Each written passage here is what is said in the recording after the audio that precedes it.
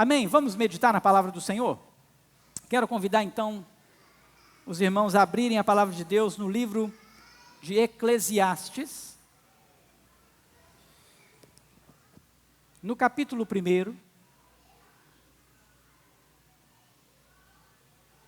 Livro de Eclesiastes, capítulo 1.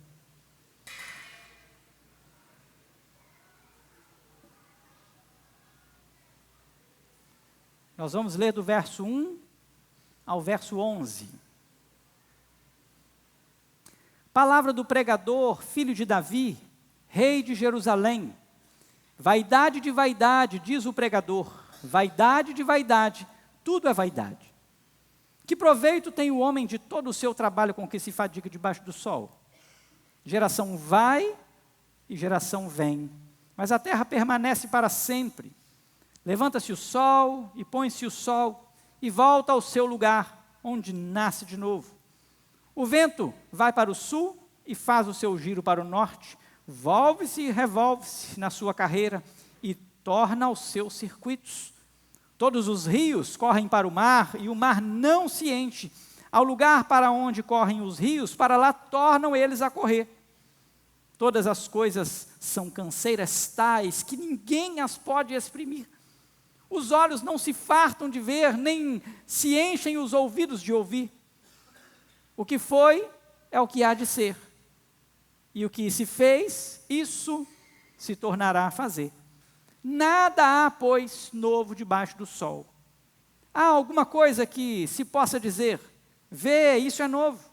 Não, já foi nos séculos que foram antes de nós. Já não há lembrança das coisas que precederam. E das coisas posteriores também não haverá memória entre os que hão de vir depois delas. Feche seus olhos, fale com o Senhor mais uma vez, peça ao Senhor que fale ao seu coração. A palavra do Senhor já foi lida, ela é suficiente, mas você vai agora pedir ao Senhor que ela seja aplicada na sua vida e você possa crescer na graça e no conhecimento dessa palavra. Então peça ao Senhor, faça a sua oração diante do Senhor nesse momento.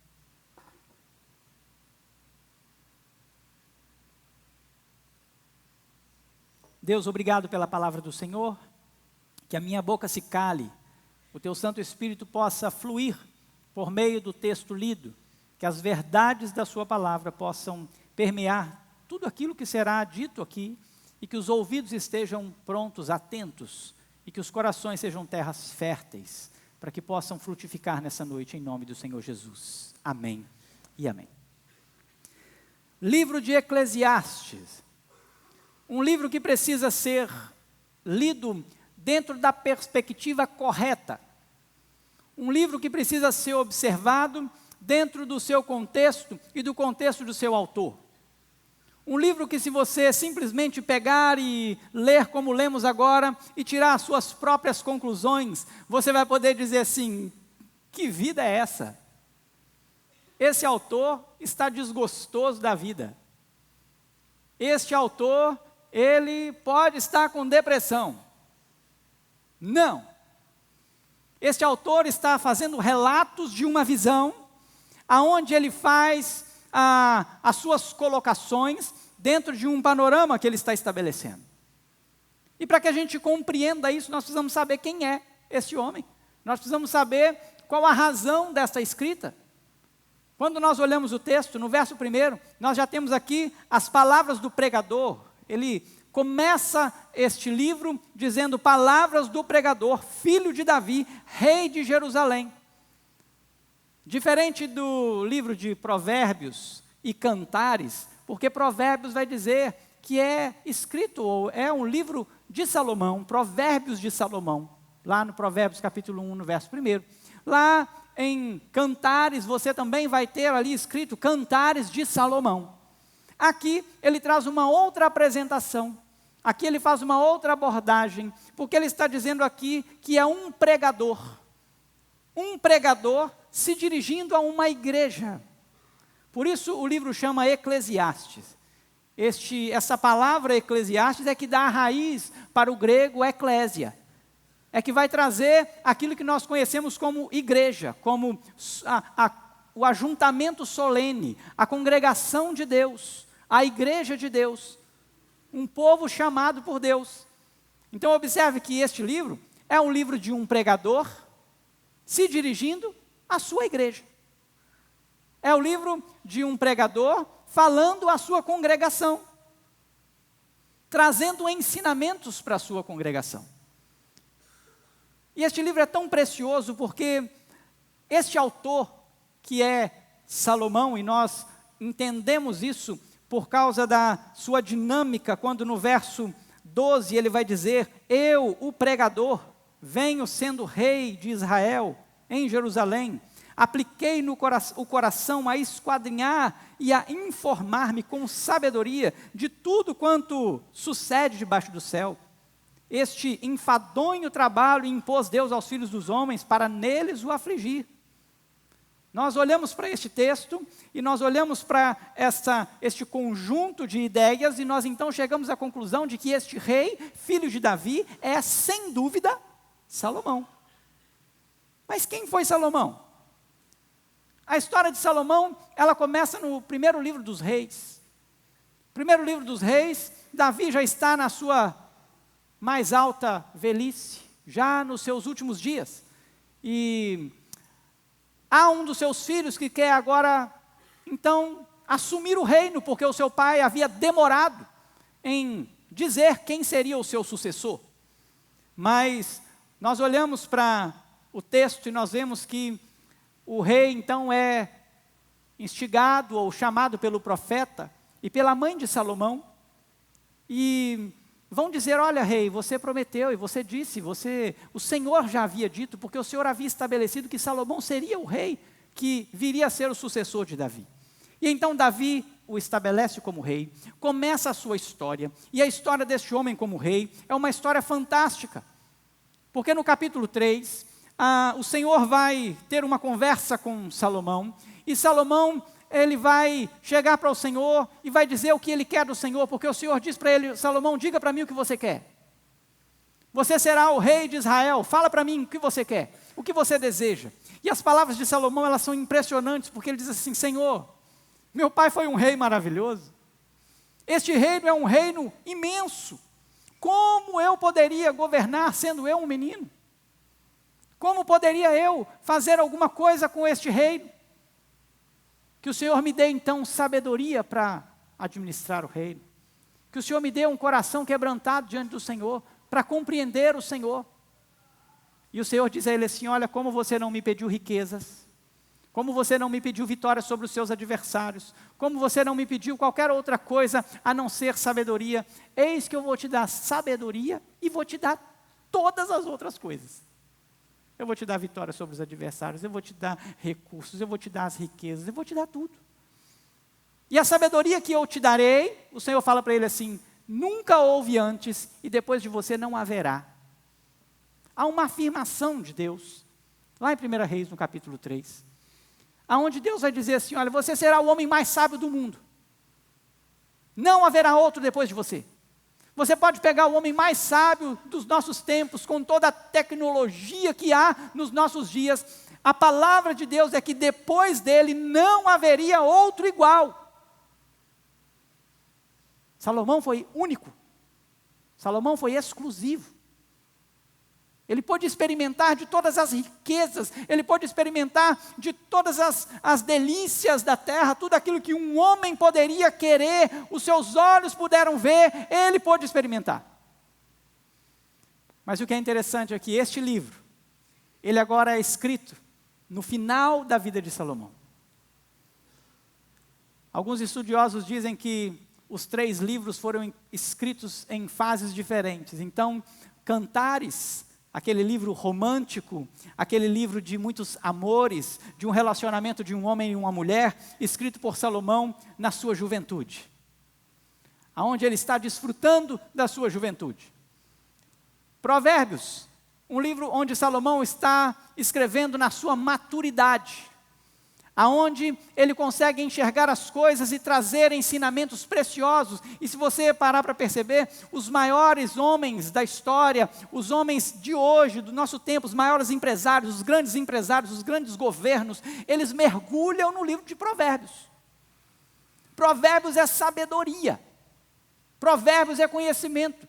Aquele que conhece Provérbios e vive aquilo que a palavra do Senhor traz em Provérbios, vive grande benevolência de Deus. Mas ele vai dizer que Eclesiastes, então, e é um fato, porque lá nos últimos capítulos, ou no último capítulo de Eclesiastes, ele vai discorrer a sua velhice.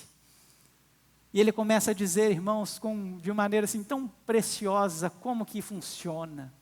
Os olhos começam a não enxergar tão bem, a dentição ela já começa a se perder. Ele começa a mostrar este homem já vivendo não mais com tanto vigor. Então ele está aqui agora no final da sua vida escrevendo este livro, aonde ele já experimentou de todas as coisas, aonde ele já viu todas as coisas, aonde ele já participou de tudo que ele podia participar, vivenciar de tudo aquilo que ele podia vivenciar. E ele vai chegar então a uma conclusão. Quando ele vem no verso 2, então ele inicia isso dizendo assim para nós: vaidade de vaidade, diz o pregador, vaidade de vaidade, tudo é vaidade. Preste atenção, quando você tem algo repetitivo na Bíblia, quando você tem vaidade de vaidade, quando você tem santo, santo, santo, o hebraico ele não tem o que nós chamamos de superlativo. Essa vaidade de vaidade, e há uma repetição, vaidade de vaidade, tudo é vaidade. Esse pregador está querendo dizer assim, olha, há algo extremo. A vida é feita de uma vaidade extrema, é superlativo. É algo que está lá no topo. Ele olha para a vida e ele vai fazer um resumo da vida. Ele vai observar todas as áreas da vida, todos os cursos da vida. E ele vai dizer, a vida, ela é de vaidades. Mas preste atenção. Nós precisamos estabelecer aqui o limite em que ele está enxergando isso. Porque ele vai dizer, em alguns momentos, por exemplo, no verso 3, quando ele vai falar do trabalho, ele vai usar a expressão debaixo do sol.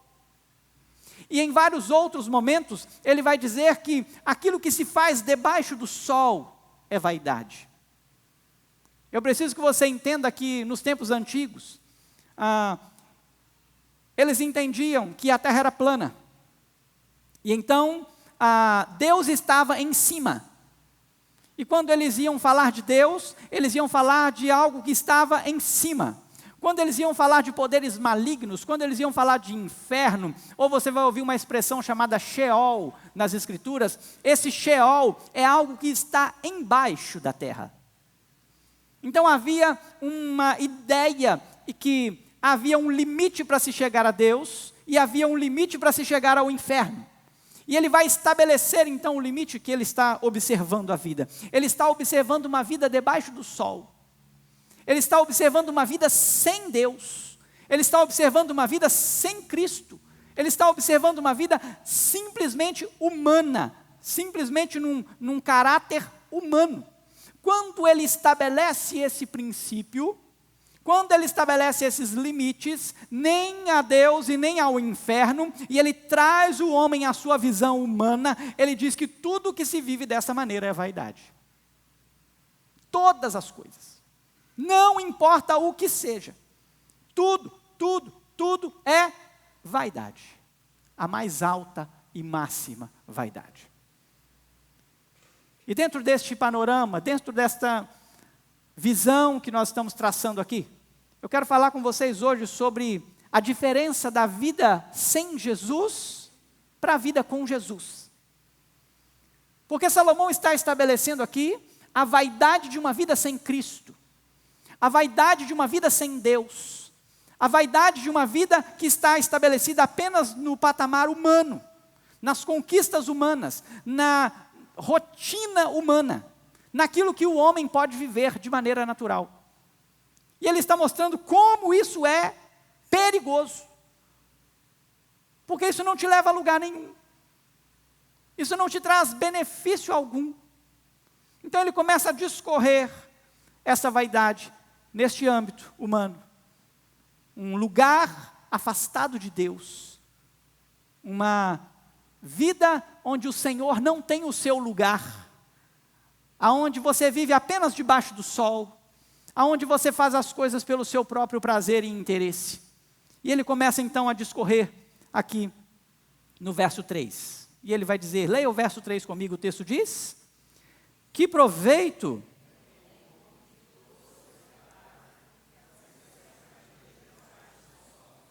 vamos lá, vamos de novo, mais uma vez, bem forte todo mundo. Que proveito tem o homem?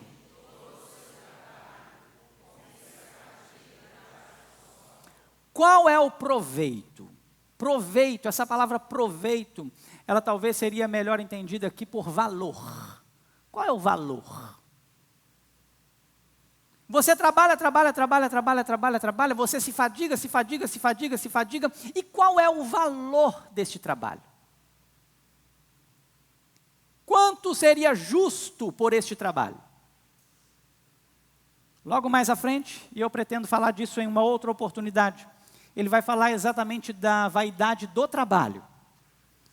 Mas eu queria que você observasse que ele já inicia falando desse aspecto que para o homem é algo que deveria ser vivido à expectativa de Deus, e não uma expectativa natural. Porque o homem precisa compreender que o trabalho que nós vivemos hoje, a maneira com que se fadiga-se debaixo do sol, é algo que o Senhor Deus estabeleceu. Nós precisamos olhar para as Escrituras e olhar para Gênesis capítulo 3 e perceber que há uma fadiga por causa do pecado. Porque Deus estabeleceu isso para o homem, diz assim, olha, agora do suor do seu rosto você vai ter que comer, a terra vai produzir espinhos, abrolhos, você agora vai se fadigar. Há uma sentença de Deus. É muito triste quando eu vejo as pessoas reclamando do trabalho. Quando as pessoas reclamam do esforço do trabalho. É muito triste quando eu vejo pessoas dizendo assim, eu queria ver quem inventou o trabalho, que eu queria matar ele. Já ouviu alguém falar isso? Deixa eu te contar quem inventou, foi Deus. E o trabalho é bom. O trabalho, ele engrandece o homem, ele dignifica o homem. Traz dignidade. Mas sabe por que a gente se fadiga? Por causa do pecado. Salomão está olhando para a vida, e ele está dizendo assim, olha, a vida fora da perspectiva de Deus, ela é enfadonha. Se você trabalha e simplesmente trabalha, isso é nada mais, nada menos do que vaidade. Porque isso não te leva a lugar algum. Isso vai te levar apenas ao mesmo cansaço e fadiga que todas as pessoas vivem. E Salomão não está dizendo para você cruzar os braços e não trabalhar. Por isso eu preciso trazer para você a perspectiva de Deus do trabalho. A perspectiva de Cristo do trabalho.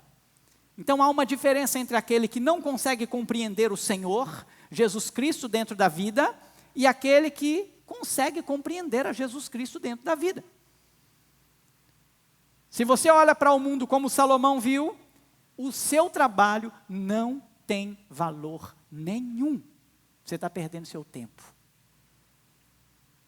Mas quando você começa a olhar para o seu trabalho com uma perspectiva cristã, com uma perspectiva cristocêntrica, você vai perceber como o trabalho é precioso, como o trabalho é maravilhoso. A começar de Isaías 53, no verso 11. Isaías 53, no verso 11. Eu vou pedir para colocar os textos para mim, por favor, que eu queria que você lesse os textos para mim, que eu vou colocar aqui, para que você não tenha que movimentar a sua Bíblia, nós vamos ler alguns textos, eu queria que você lesse os textos comigo. Então, Isaías capítulo 53, verso 11, diz o quê? Leia comigo. Ele verá o fruto do penoso trabalho.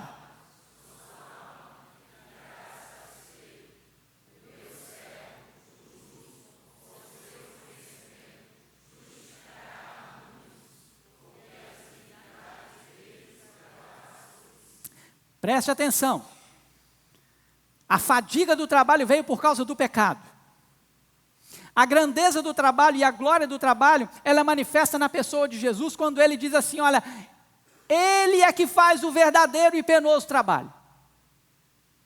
O verdadeiro trabalho está em Cristo. O trabalho que a humanidade precisava que acontecesse, ocorreu em Cristo. E esse trabalho foi visto, o fruto do penoso trabalho da sua alma foi visto, e o Deus Todo-Poderoso ficou satisfeito com o que o seu filho, o seu servo, realizou na cruz do Calvário. Observe que quando nós olhamos para a perspectiva cristã do trabalho, nós vamos perceber que nós não trabalhamos por causa do dinheiro. Salomão está dizendo, que proveito tem? Qual valor tem? Se o seu trabalho é por causa do dinheiro, pode parar de trabalhar. Todo o seu trabalho não tem valor, todo o seu trabalho não pode dar a você aquilo que você quer, não pode, porque só tem uma pessoa que pode dar aquilo que nós precisamos, e essa pessoa é Jesus Cristo. Jesus Cristo vai dizer para nós assim, por que vocês andam ansiosos com o que é a vez de comer, de beber e de vestir? Sabe por que Jesus está dizendo isso? Porque ele está dizendo assim, o Pai Celestial sabe que vocês precisam de todas estas coisas. E ele vai dizer então para a gente, buscar em primeiro lugar o quê? O reino de Deus e a sua justiça. E estas coisas serão o quê, irmãos? Acrescentadas. Você sabe por que o nosso trabalho precisa vir numa perspectiva de Cristo? Numa perspectiva cristã, e não pode vir nesse patamar humano? Porque se você olhar simplesmente no patamar humano, que proveito tem? Seu dinheiro não vale nada. Porque você pode ficar desempregado. E aquele que ficou desempregado, ele vai ter o mesmo cuidado de Deus daquele que está empregado. Você já passou por isso? Você já viveu isso? Você já viu você passar um período de escassez, aonde você ficou desempregado, onde você mudou de uma profissão e antes você ganhava um valor X e agora você ganha um valor menor, e você pôde perceber que o Senhor não permitiu que a sua vida mudasse, que você conseguisse estabelecer tudo aquilo que era necessário para você viver? Se você nunca viveu isso, você está precisando de uma experiência com Deus. Porque o salmista vai dizer assim, olha, eu fui moço e hoje sou velho, e eu nunca vi um justo, e a sua descendência mendigar o pão. Nunca vi. Nunca vi. O trabalho, simplesmente no âmbito terreno, ele tem uma coisa só, um valor só, que é isso aqui, ó, é querer dinheiro. As pessoas que não trabalham por Cristo, para Cristo, em Cristo, e que não têm a sua vida em Cristo, elas só querem dinheiro. Só que, irmãos, quem é o dono do ouro e da prata? É o Senhor. É Ele que dá e tira. É Ele quem exalta e abate. O nosso trabalho precisa glorificar a Deus.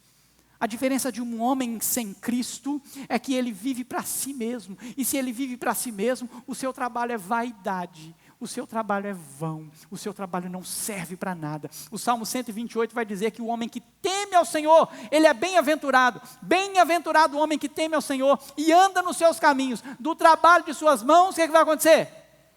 Comerás. Feliz será, e tudo te irá bem. Preste atenção nisso. Uma vida sem Cristo é uma vida onde o trabalho é uma vaidade pura. Uma vida sem Cristo é onde o seu trabalho é enfadonho, cansativo, e ele não tem valor. Pode pagar para você, irmão, o maior valor que os seus olhos podem ver. Porque Salomão, este homem viu todos os valores e os maiores valores da terra. Todos os bens, ouro, prata, servos, servas, vinhas, casas, plantações, terrenos. O seu reino foi um reino poderosíssimo. E ele olha para esta vida, e ele olha no final da sua vida e fala assim, olha, tudo que eu fiz foi vaidade, porque eu olhei apenas para este âmbito terreno. Eu esqueci de olhar para o Senhor. Eu esqueci de viver para o Senhor. Eu esqueci de fazer as coisas para o Senhor. E nós estamos falando de um rei, irmãos, que apesar de Deus ter dado todo o benefício da terra, este rei se prostituiu com as suas mulheres. Este rei não cumpriu aquilo que o Senhor havia dito para que ele fizesse. Em 1 Reis capítulo 3, quando Deus diz para ele assim: você precisa guardar os meus mandamentos. Se você guardar os meus mandamentos, se você andar comigo, se você fizer aquilo que eu estou mandando você fazer, você vai ter longevidade. O seu reino será frutífero. Mas este moço, no final da sua vida, ele olha para trás e ele percebe que o que ele fez foi apenas no âmbito terreno. E ele olhou para isso e falou assim: isso não vale nada. Meu olho está fechando. Eu estou morrendo. Eu vou morrer. E o que eu tenho vai ficar para quem? E quando ele vai olhar a sua vida, a sua história, após a sua morte, o que resta, sabe o que é, irmãos? Um reino dividido. O que resta é batalha em cima de batalha, guerra em cima de guerra. Nós precisamos viver com Cristo, para que o nosso trabalho seja como o Salmo 128. O seu trabalho não pode ser algo enfadonho, o seu trabalho não pode ser apenas vaidade, ele não pode ser apenas por dinheiro. Você foi colocado no seu trabalho para que você fosse um agente de Deus no seu trabalho. Você foi colocado no seu trabalho para que a sua vida cristã pudesse brilhar a luz lá no seu trabalho. Você foi colocado num lugar de trabalho para que o evangelho pudesse ser pregado no seu trabalho. Você foi colocado no trabalho para que lá pessoas sejam salvas através da sua vida. Coloque isso na sua mente e você vai mudar a perspectiva do trabalho. Coloca isso na sua mente e você vai mudar a perspectiva da vida. Coloca isso na sua mente e você vai perceber que você vai amanhecer melhor para ir trabalhar. Porque o seu trabalho agora não é mais pelo dinheiro.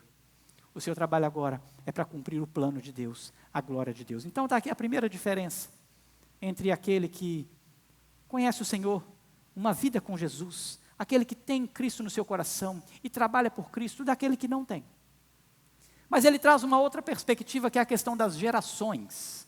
Isso aqui é muito importante. Verso 4, leia comigo, verso 4, o texto diz: geração vai.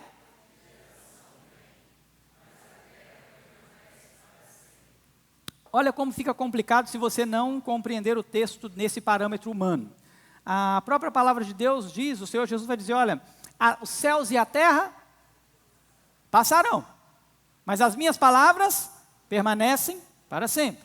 Então, perceba, Salomão, ele não está desconstruindo o que Jesus disse. Muito pelo contrário. Ele está mostrando aquilo que é terreno, as gerações terrenas. Ele está olhando para as gerações e ele se assenta ali no seu trono, na sua velhice, e ele começa a perceber que as gerações estão passando. Que um está morrendo, o outro está nascendo, um está morrendo, o outro está nascendo, um está morrendo, o outro está nascendo. Esse homem foi um homem que teve 1000 mulheres, 700 mulheres, esposas e 300 concubinas. Não sei como é que ele aguentava isso.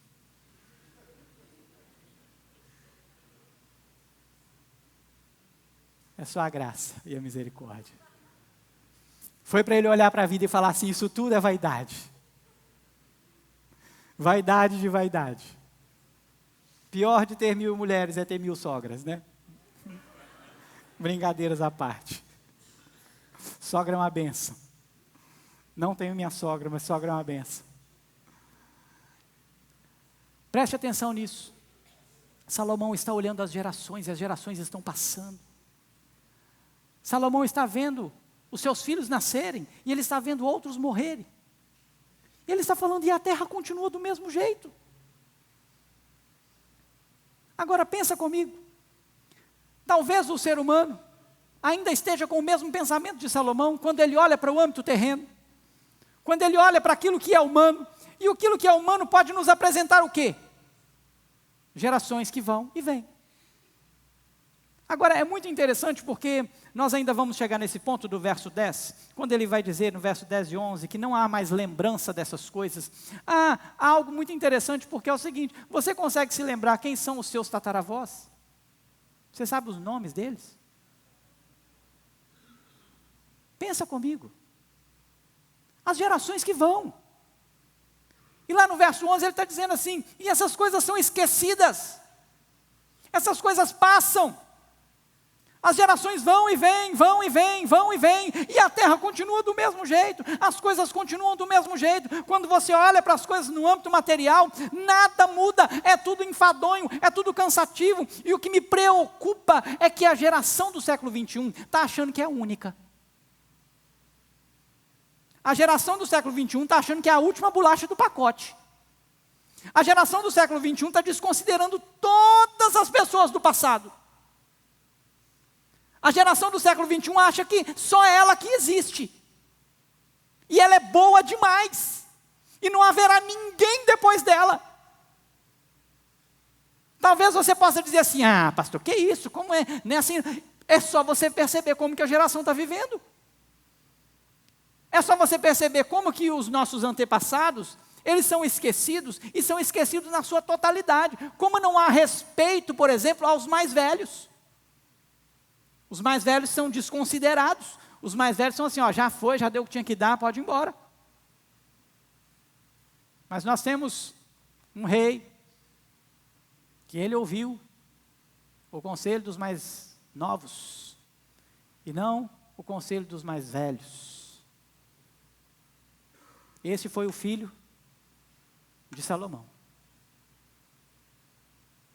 E ao ouvir o conselho dos mais novos e desprezar o conselho dos mais velhos, sabe o que aconteceu? O seu reino dividiu. Nós estamos com uma geração que acha que é a última bolacha do pacote, irmãos. Nós estamos com um povo que acha que não vai morrer.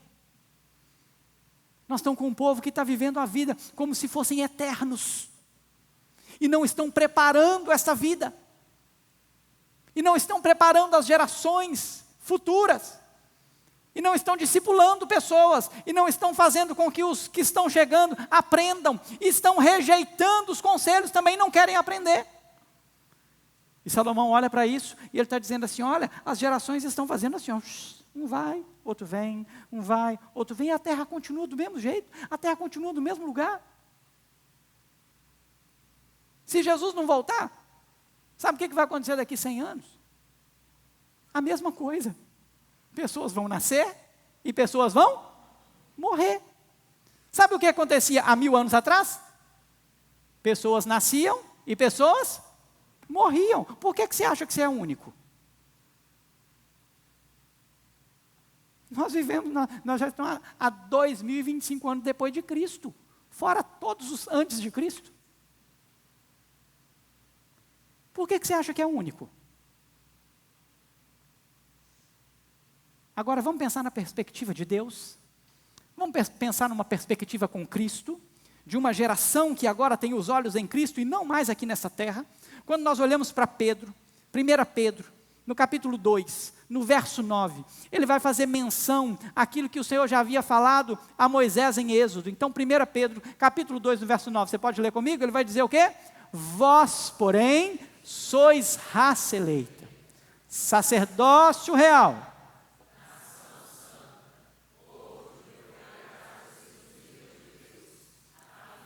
proclamardes as virtudes para a sua maravilhosa luz. Preste atenção. Nós somos uma geração diferente. Nós somos uma geração eleita. Nós somos um povo eleito. Nós não fomos chamados para viver aqui nesse mundinho, não.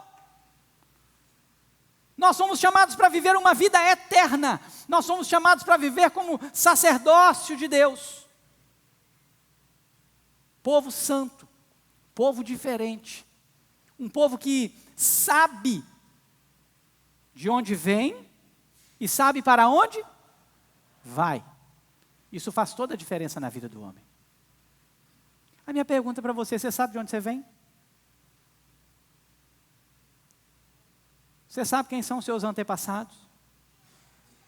Mais do que isso, você sabe quem te chamou?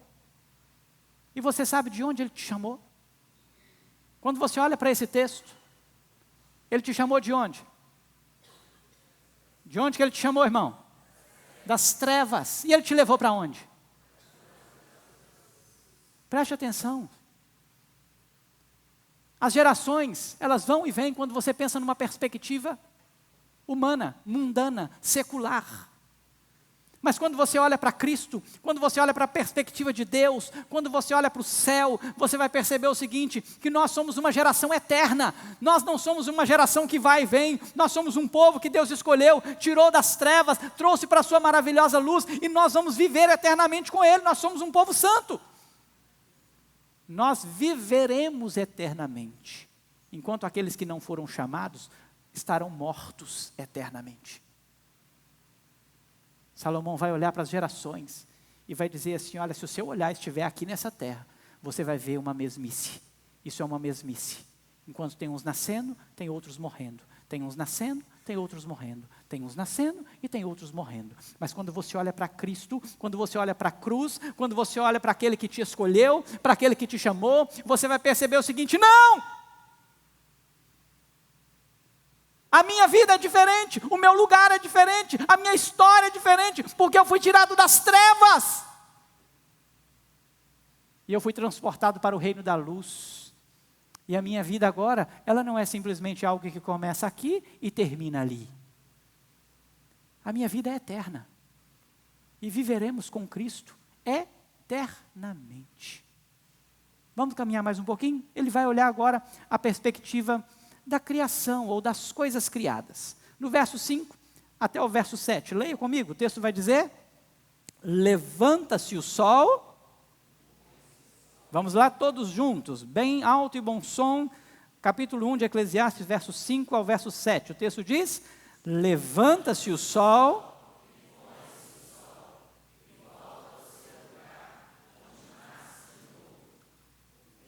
vento vai para o sul,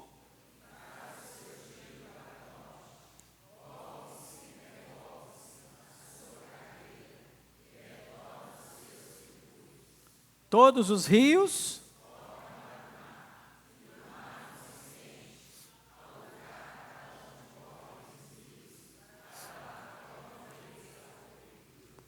presta atenção, que coisa interessante. Não sei se você já fez isso. Penso agora, e agora eu vou conjecturar, tá? Salomão assentado, dias e noites, aonde ele talvez pensou assim, eu quero ver o sol nascer. E levantava bem cedinho e via o sol nascer.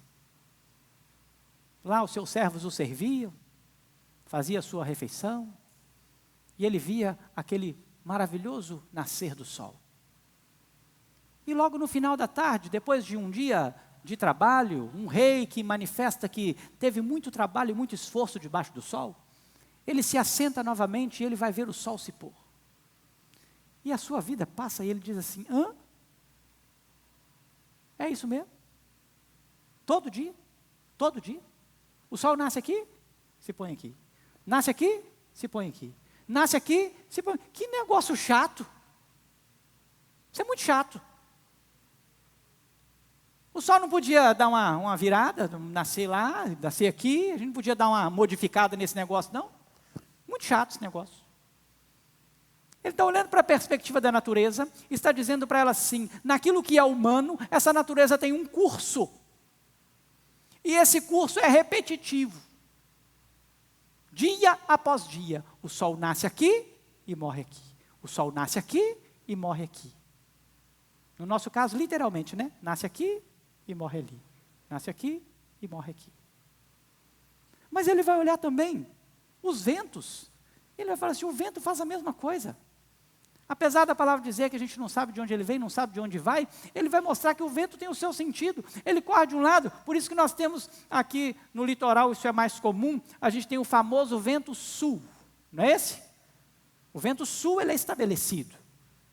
Ele vem e ele vai. A gente não sabe de onde ele vem, não sabe para onde ele vai, mas Salomão diz assim, ó, ele vem de um lado e ele vai para o outro, e ele vai lá e dá um giro, e ele volta lá para onde ele tinha que vir de novo, e ele começa tudo de novo. E os períodos vêm, e tudo aquilo é a mesma coisa. E tudo aquilo é a mesma coisa. Aí ele vai olhar para os rios, e ele vai dizer assim, todos os rios correm para o mar. E por que o mar não se enche? Negócio meio esquisito. Os rios correm para o mar, todos os rios correm para o mar, mas o mar não se enche. Só que ele vai dizer o seguinte, que os rios, eles vão para o mar, mas eles voltam para o seu lugar de origem, e eles começam a correr de novo. Não sou muito bom nessas coisas não, mas é só você pensar que você tem a evaporação, é por isso que eu sou teólogo, não sou cientista, não sou biólogo, então tem uns biólogos aí para ajudar a gente. Então, você tem o mar e a sua evaporação, e essa evaporação formam rios no céu, que são as nuvens, e essas nuvens então, elas jogam a água na terra, e essa água da terra, ela penetra, ela filtra, e ela vai para a terra, e você tem os lençóis na terra. Bióloga, tudo certo? Perfeito. Tudo certinho. E isso é um ciclo. Isso é um ciclo. E deixa eu te contar uma coisa. Salomão olhou para isso e falou, isso é chato demais da conta. Isso é chato demais. Se você olhar para a natureza unicamente com a perspectiva do que ela faz, esse negócio é cansativo. Esse negócio é enfadonho. Isso é uma canseira. Todo dia a mesma coisa, todo ano a mesma coisa, todo mês a mesma coisa, tudo igual. E aí, irmãos, tem pessoas ambientalistas que têm a coragem de dizer que o mundo está acabando a água. Como que o mundo está acabando a água? A água não pode acabar, porque a palavra de Deus diz que ela tem um ciclo. Nós estamos em 2025, depois de Cristo, nunca acabou a água, e ela nunca vai acabar, porque esse é um plano de Deus, um propósito de Deus para a sua criação. O homem pode poluir os rios, o homem pode furar buraco, o homem pode derrubar a árvore, o homem pode fazer tudo que ele quiser, mas ele não pode destruir o ciclo de Deus, a criação de Deus, a maneira com que Deus instituiu as coisas. O homem pode sofrer os danos quando ele pega um rio e põe uma barragem. Pode ou não pode? E aquilo vai, então, o rio quer seu lugar. O homem vai sofrer os danos das suas obras más, dos seus desejos. O homem vai sofrer o dano daquilo que ele quer para o seu próprio prazer e dos bens que ele quer adquirir, dos poderes que ele quer adquirir. Mas ninguém pode mudar a natureza de Deus. E Salomão vai olhar para isso e vai dizer, olha, é tudo a mesma coisa, é tudo a mesma coisa. E se você olhar no patamar humano, você vai continuar percebendo que é cansativo, enfadonho. Mas aí nós precisamos olhar para a perspectiva de Deus, nós precisamos olhar com o olhar cristão, com o olhar de Cristo. Nós precisamos saber que tudo o que foi feito por intermédio de Cristo Jesus. Toda a criação é uma obra de Cristo Jesus. E aí, quando nós olhamos o Salmo 19, eu comecei com este salmo, este culto, lendo lá o último texto, mas o Salmo 19, no verso 1, os seus primeiros versos, ele vai falar sobre a natureza de uma maneira tão preciosa. O Salmo 19, no verso 1, ele vai dizer assim, vamos ler comigo? Vamos lá? Os céus e o firmamento. Um dia, próximo versículo, um dia...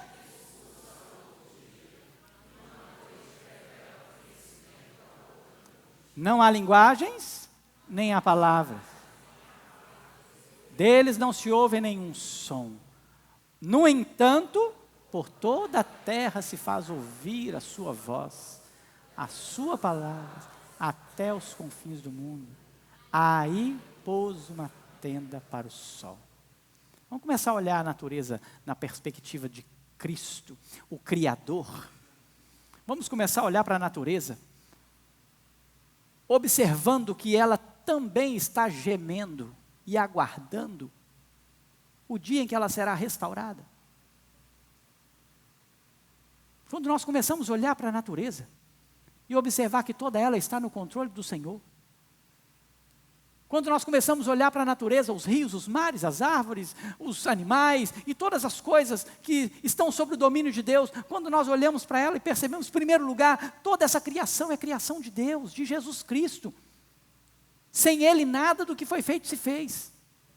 Nós começamos a ter uma perspectiva diferente da criação. Nós começamos a olhar para a criação de maneira diferente. nós começamos a olhar com o temor de que a própria criação está aguardando a vinda do Senhor Jesus, como nós. Para que a terra, então, possa ser restaurada. Se você olha para a natureza e você percebe que ela também geme, você começa a ansiar um pouco mais pela volta de Cristo. Se você começa a olhar para a natureza e ver o quanto ela está sofrendo, você começa a orar mais para que Cristo volte logo. Salomão vai mostrar para a gente uma diferença enorme, irmãos. De alguém que a perspectiva está no homem, no mundo, na terra, debaixo do sol apenas, para aquele que olha para Cristo e tem toda a sua perspectiva em Cristo. Mas ele ainda vai fazer algo muito importante aqui, porque ele vai falar dos nossos sentidos. Verso 8, ele vai dizer assim, olha, todas as coisas são canseiras tais que ninguém pode exprimir. Os olhos não se fartam de ver, nem enchem os ouvidos de ouvir. E olha como isso é interessante. Nós temos a graça de Jesus de poder descansar. Descanso é uma dádiva de Deus.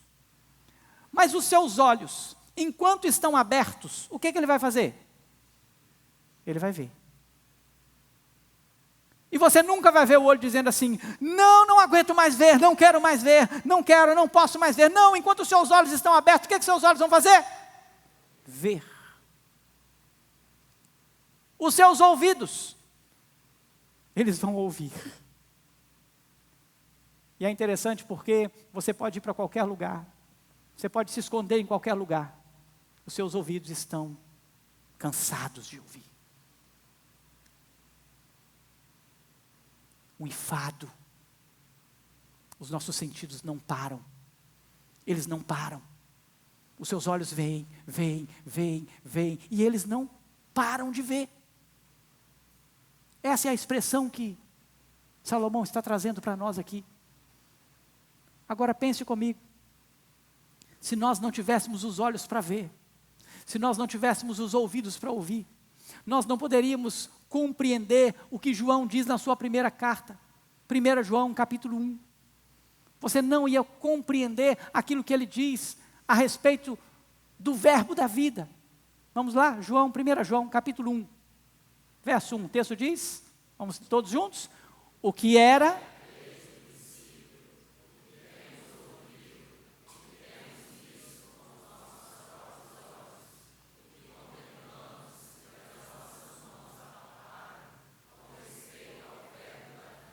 Os nossos sentidos fazendo sentido.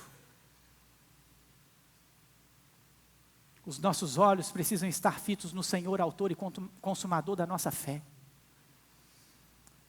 Se você é alguém que está olhando a vida apenas num patamar humano, você não consegue enxergar Cristo. Os seus olhos não se cansam de ver as paisagens. Os seus olhos, eles não param de ver. Os seus ouvidos não param de ouvir os sons. Mas tudo isso é canseira. Todas as coisas são canseiras tais, as que ninguém pode exprimir. Os olhos não se fartam de ver. É uma canseira tal. E é por isso que quando nós temos Cristo, quando nós temos o Senhor, quando nós olhamos para Cristo e a gente tem a oportunidade de enxergar a Cristo, o autor e consumador da nossa fé, nós encontramos nele o descanso. E aí nós podemos colocar a cabeça no travesseiro e o salmista vai dizer assim, olha, em paz eu me deito e logo pego no... Porque só tu me faz repousar em segurança. Sabe quem pode repousar em segurança e ter um bom sono na graça do Senhor? É aquele que a perspectiva dele está em Cristo. Conversa com alguém que tem insônia, irmão. Conversa com alguém que não pode dormir. E você vai perceber como essa pessoa sofre. Porque os seus olhos não param de ver. Os seus ouvidos não param de ouvir. E nós temos hoje uma geração que precisa de remédio para dormir. Nós temos uma geração que está enfatuada, que está cansada. Nós estamos com uma geração que está cheia e elas não conseguem descansar. Os nossos olhos sempre aqui, sempre aqui. Não conseguimos olhar para Cristo, não conseguimos olhar para o autor e consumador da nossa fé, não conseguimos, irmãos, isso é uma dificuldade nossa. E eu quero fechar com este último ponto, onde ele vai trazer que não há nada diferente, sempre foi desta forma. As coisas que acontecem hoje sempre aconteceram. E ele vai dizer no verso 9, ele vai dizer assim, olha, o que foi é o que há de ser. E o que se fez, isso se tornará a fazer. Nada há, pois, de novo debaixo do sol. Aí ele faz uma pergunta, há alguma coisa que se possa dizer, vê, isso é novo? E preste atenção, quando você olha para isso, você não pode pensar que Salomão está falando de tecnologias. Ele não está falando de inovações, ele está falando de novidades. Ele está falando que todas as coisas que são hoje sempre foram. Ele está falando que aquele rapaz que hoje é um assassino, começou lá com Caim. Os assassinos que estão aí hoje não são os únicos, não são os primeiros. As guerras, os rumores de guerra que nós vivemos e vivenciamos no nosso tempo, eles estão desde quando, irmãos? Desde que a Escritura está sendo escrita, as guerras estão acontecendo. Guerras e guerras e mais guerras. Você vai olhar o povo de Deus é um povo de guerra. Um povo que destruiu nações, um povo que Deus chamou para tomar lugares, tomar cidades, destruir reis, matar homens, mulheres, crianças e animais. E nós olhamos para a terra e nós assustamos, porque está tendo uma guerra lá no céu. Tudo o que acontece hoje, sempre aconteceu. E tudo o que acontece hoje, continuará acontecendo. Quando você pensa que todas essas coisas estão numa perspectiva humana e terrena. E Salomão está dizendo assim, nada há de novo. Nada pode acontecer de novo. Todas as coisas que vocês veem hoje, um dia elas já foram. E lá na frente elas tornarão a acontecer. Porque o homem é corrupto e o homem precisa de Deus. O homem sem Deus, ele vai continuar fazendo as mesmas coisas. As mesmas coisas, as mesmas coisas. E ele vai continuar dizendo o seguinte, já foi nos séculos que foram antes de nós, verso 11, já não há lembranças das coisas que precederam, e das coisas posteriores também não haverá memória entre os que hão de vir depois dela. Nós nos esquecemos muito fácil. Eu costumo dizer o seguinte, o Senhor Jesus, Ele sabendo disso, Ele estabeleceu para nós algumas coisas preciosas, como por exemplo o batismo, para que nós pudéssemos compreender a aliança de Deus com o homem. Isso é um pacto, que deve ser feito por todos aqueles que creem e professam a fé em Jesus Cristo. Porque se o homem não tivesse um ato, se o homem não tivesse um pacto, se o homem não tivesse uma aliança, se ele não tivesse algo que marcasse a sua vida com Deus, ele se esqueceria de Deus com pouquíssimos dias. Deus nos deixou um outro elemento, que é a Santa Ceia. E nós participamos da Santa Ceia por quê? Para trazer à nossa memória aquilo que o Senhor Jesus fez por nós, para que nós não possamos esquecer do sacrifício de Jesus, e que nós possamos fazer isso até que Ele venha em memória dEle, porque nós somos muito esquecidos, e as coisas vão e vêm, e nós não sabemos de mais nada. Você sabe citar os 10 últimos presidentes do Brasil? Você conhece os últimos governadores do Brasil? Você sabe quais foram os últimos prefeitos de Aracruz? Vamos pegar os 5 últimos. Você consegue citá-los? Você vai perceber que sua memória, ela é muito fraquinha. Você vai perceber que você não consegue. E nós temos uma história longa. Uma história necessária. E o Senhor vai dizer para a gente, através de Salomão, quando você consegue olhar somente aqui neste mundo, você vai perder as coisas, porque as pessoas esquecem das coisas. Mas em João, no capítulo 3, no verso 3, numa conversa que o Senhor Jesus tem com Nicodemos, Ele vai dizer assim, olha, tem uma coisa que é nova, tem uma coisa que é novidade, tem uma coisa que precisa acontecer, você precisa nascer de novo, Porque aquele que não nascer de novo, não poderá entrar ou ver o Rei de Deus. Se você olha para este mundo, todas as coisas são iguais. Mas quando você olha para Cristo, em Cristo, nós vivemos novidade de vida. Sabe por que as pessoas estão perecendo, irmãos? Porque as pessoas começaram a olhar a vida apenas no âmbito terreno e humano, carnal, secular. Tiraram os seus olhos da cruz. Começaram a olhar para a natureza como uma coisa normal e que a gente precisa preservar a mãe natureza. Que mãe natureza, irmão? A natureza é a obra da criação de Deus, de Cristo Jesus. As pessoas começaram a olhar para as gerações e ignorar as gerações. As pessoas começaram a fazer do seu trabalho a sua vida. E a sua vida é o seu trabalho. E elas estão perecendo, doentes, amarguradas. Porque Deus só vai te dar aquilo que Ele acha que você pode ter. Você pode trabalhar quanto for. Deus não vai te dar nem um centavo a mais, nem um centavo a menos. Ele vai te dar aquilo que Ele estabeleceu colocar nas suas mãos. Agora, se você quer morrer trabalhando, é problema seu. O problema é seu. Morre trabalhando. Isso é fruto de pecado. Isso é fruto de vaidade. E aquele que morre trabalhando, certamente não verá o Senhor. Porque nós precisamos morrer para o pecado. Nós precisamos morrer para a carne. Nós precisamos fazer com que Cristo seja autêntico na nossa vida. E aí, irmãos, não tem problema você trabalhar e trabalhar bem. Não tem problema. Desde que o seu trabalho seja para Cristo. Desde que o foco do seu trabalho não seja valores. Porque o homem não tem proveito nenhum desse valor. Porque quem sustenta o homem, quem sustenta o servo de Deus, é o Senhor. Você vai começar a dar valor para as suas gerações. Você vai começar a dar valor para as gerações que estão vindo. Você vai começar a tirar seus filhos da tela.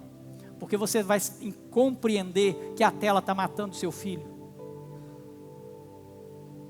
E você vai enxergar isso.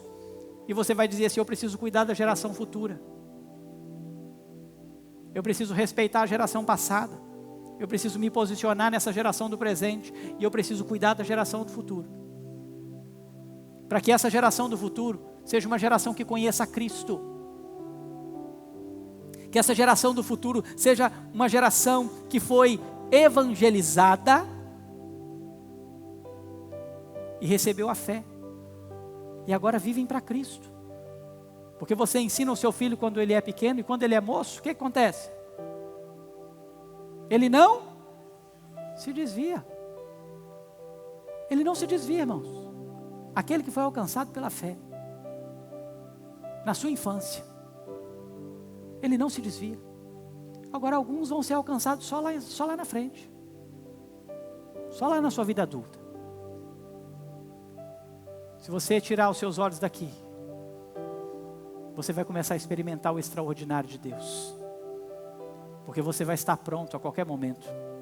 A hora que a trombeta tocar, meu irmão, você está pronto para ir embora. A hora que o céu se abrir, você está pronto para subir.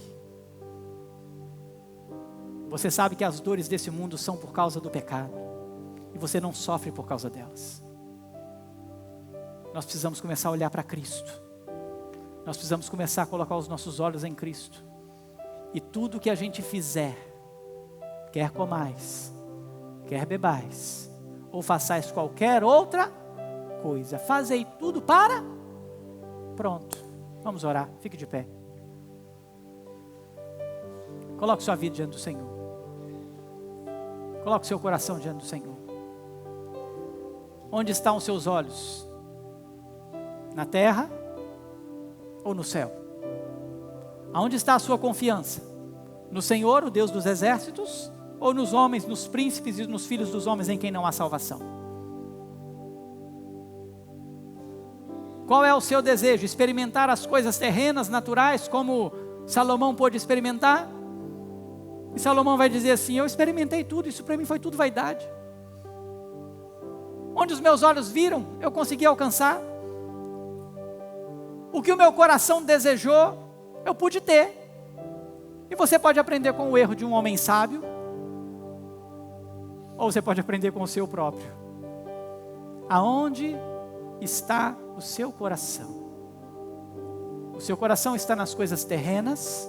O seu coração está naquilo que o homem quer, naquilo que o homem deseja? Ou o seu coração está em Cristo? Ou o seu coração está nas coisas de Cristo? Aonde estão os seus pensamentos? Os seus pensamentos são humanos, carnais, terrenos? Ou os seus pensamentos estão em Cristo, nas coisas celestiais, naquilo que o Senhor Jesus já fez, como cantamos aqui, e naquilo que Ele há de fazer e cumprir o seu plano eternamente?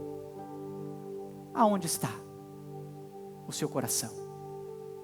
Coloque sua vida diante do Senhor. Deus, em nome de Jesus, a palavra do Senhor é viva e eficaz. E nós estamos diante de uma situação neste mundo que tem tentado nos amarrar em uma vida terrena. Tem tentado, Deus, nos prender a vontades humanas e a tirar os olhos do Senhor. Mas que nessa noite o Senhor venha de maneira poderosa, para que o nosso coração esteja voltado para o Senhor e firmado no Senhor. Para que possamos ter aqui os nossos princípios e valores e projetos e planos estabelecidos na fé em Cristo Jesus, no plano eterno que o Senhor tem para nós, e não simplesmente nas vontades e desejos humanos. Porque estamos vendo um homem, Salomão, declarar que tudo isso é vaidade. Se os seus olhos estão aqui, tudo isso é vaidade. Mas se os nossos olhos estão na cruz de Cristo, se os nossos olhos estão no céu, nós viveremos para a glória de Deus. E que o Senhor faça, Deus, com que corações aqui hoje sejam quebrantados, convertidos ao Senhor, a observarem a sua vida e a viver exclusivamente para o Senhor. Seja no trabalho, seja na família, seja nos cuidados da vida com a natureza, com os passeios, com a vida cotidiana, nos sentidos, que o Senhor traga a nós a consciência de que tudo isso só faz sentido para nós se Cristo for o centro da nossa vida, para que nós possamos então viver com integridade. Leva-nos em paz, nos conduza, Deus, a uma semana poderosa de reflexão sobre a vida, de reflexão sobre o nosso trabalho, de reflexão sobre as nossas gerações, de reflexão sobre os nossos sentidos, de reflexão, Deus, sobre as coisas que hoje são, mas que sempre foram e que ainda hão de ser, mas que nós possamos pensar e ter um coração de que nós nascemos de novo. Então não vivemos mais para este mundo, nós vivemos agora para um novo mundo, uma nova vida, uma nova cidade, a nova Jerusalém que desce do céu, e vamos morar com o Senhor eternamente. Que esta seja a visão do seu povo. Em nome do Senhor Jesus que nós oramos. Amém e amém.